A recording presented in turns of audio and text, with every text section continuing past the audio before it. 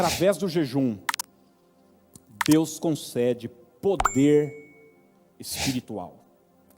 Através do jejum, Deus concede poder espiritual.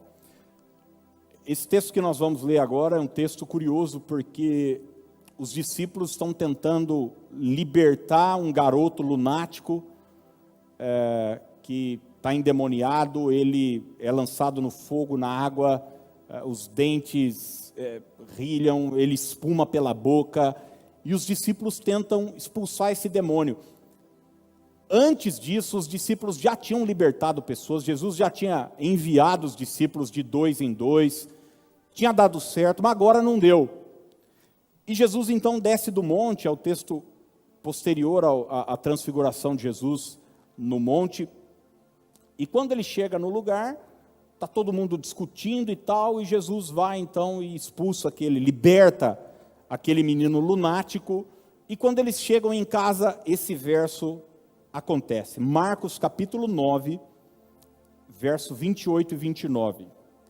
Quando entrou em casa, os seus discípulos lhe perguntaram em particular. Qual foi a pergunta dos discípulos?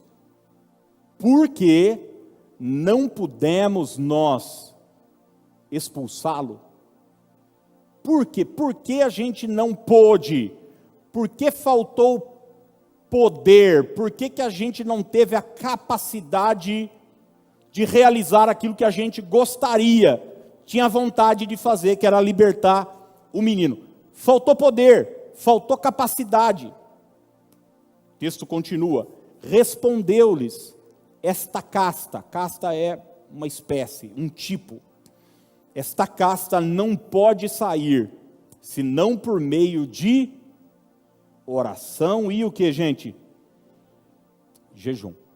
Oração e jejum.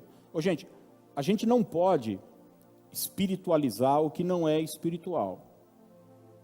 Então, por exemplo, você administra mal suas finanças. Você ganha 3 e gasta 3,5. Aí você chega para mim e diz: pastor, eu acho que fizeram macumba para mim, um trabalho na mata de tranca-rua. O senhor não pode orar para desfazer? E o mês que vem é a mesma coisa. Não é espiritual. Não é. Existem coisas espirituais, gente.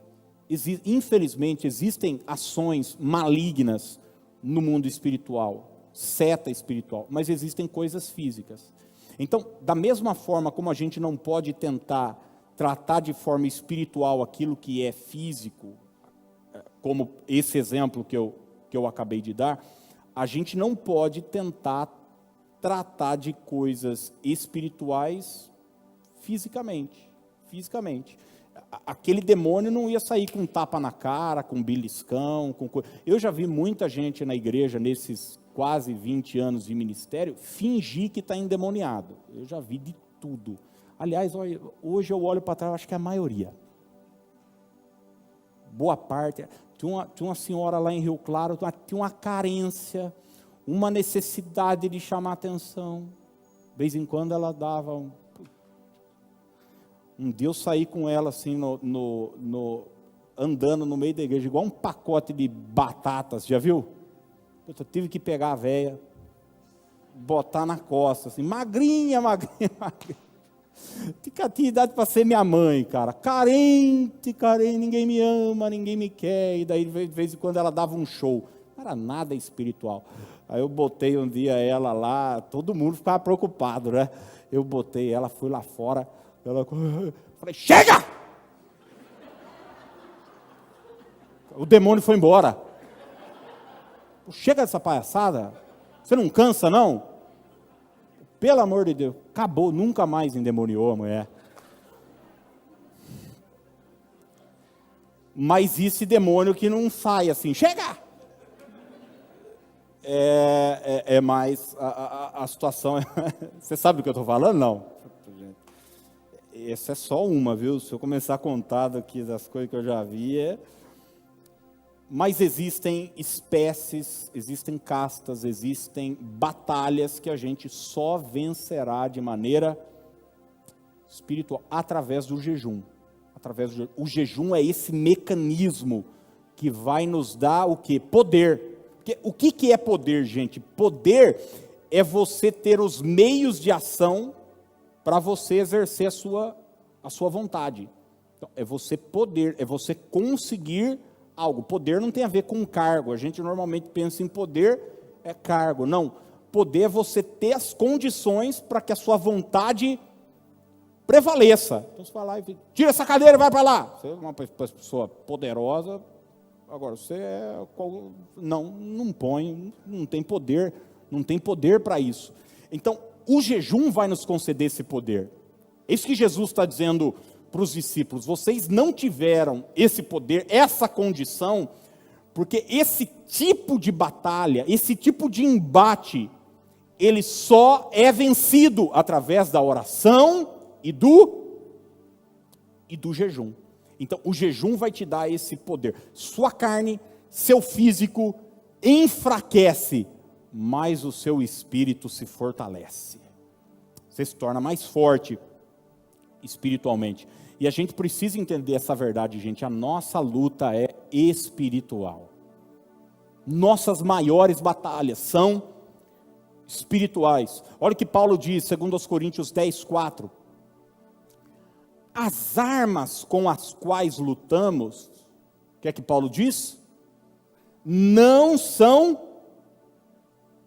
humanas. Não são humanas. Ninguém aqui, eu estou falando de uma guerra que está acontecendo, ninguém aqui está com espada, canhão, revólver, bazuca, artilharia, não. Nós estamos falando de uma guerra que ela não é humana, ela não é física. Ao contrário, são poderosas em Deus para destruir o quê? Fortalezas. Eu preguei sobre esse texto há acho que 1 ano e meio, mais ou menos. E o que é uma fortaleza, gente? Fortaleza é aquilo que eles constroem quando eles conquistam um território. Então, você já deve ter visto aquele lugar, é uma fortaleza, porque um exército veio, tomou conta de um território. Então, para demarcar que aquele território pertence a eles, eles vão e constroem uma fortaleza. A mente da gente é um campo de batalha.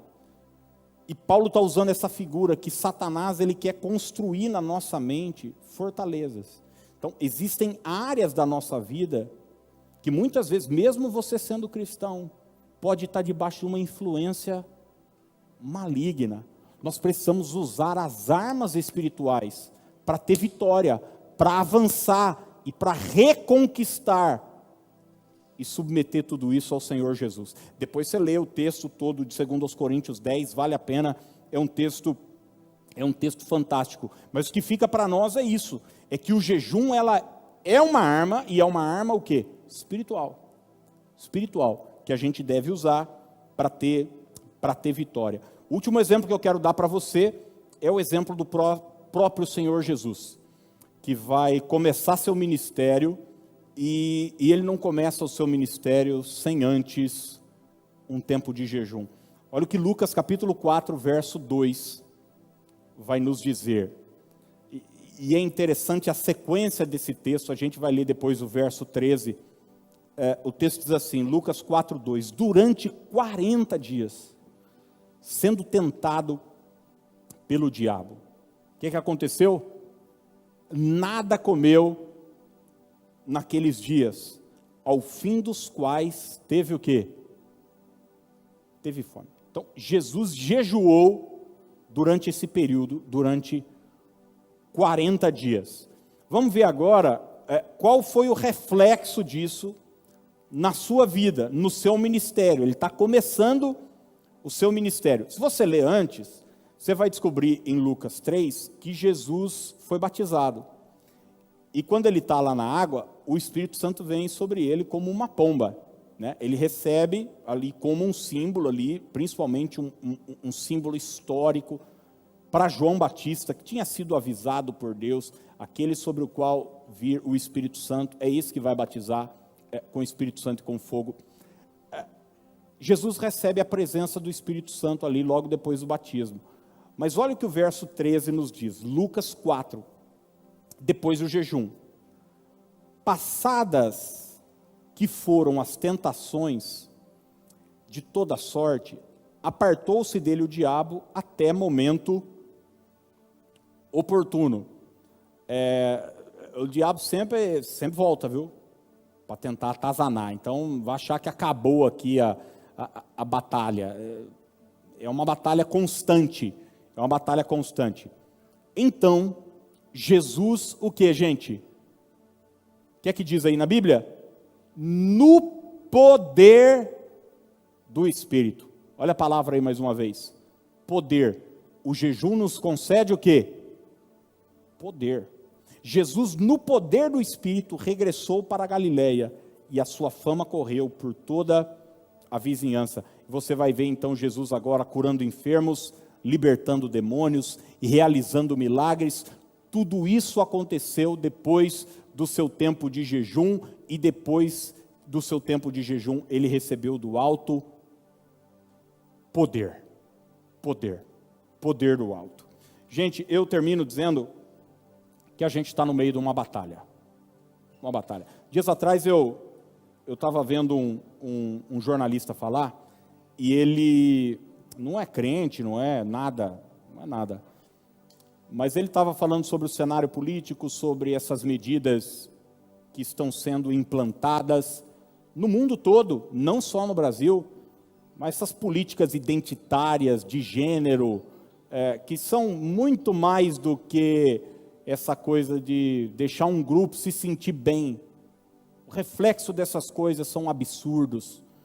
Como, por exemplo, seu filho, sua filha está num shopping e entrar um cara lá de 40 anos no banheiro junto com ela, porque ele se sente mulher. É uma completa inversão de valores. Qualquer pessoa assim, com pelo menos 2 neurônios, não precisa ter mais do que 2, não, sabe que isso é loucura. Sabe que isso é doido, não tem lógica. Não tem lógica. E eu estava vendo esse jornalista falar, e esse cara que não é cristão, não é nada, ele falou, gente, isso é uma batalha espiritual. Isso é uma batalha. Quem é que está por trás disso? É um partido político? É uma agenda mundial? O que é que está por trás disso? É óbvio que existem interesses de poderosos, mas quem está por trás desse povo? Aquele que a Bíblia chama de o príncipe desse século, príncipe desse mundo, que é Satanás. Então, existe uma batalha espiritual, e essa batalha só será vencida com armas espirituais. E é para essa guerra que eu quero te chamar nesse tempo de jejum e de oração. Segundo Crônicas capítulo 20, verso 3, Josafá recebeu uma notícia horrível, que uma batalha se levantou contra ele. Quero ler com você a reação de Josafá.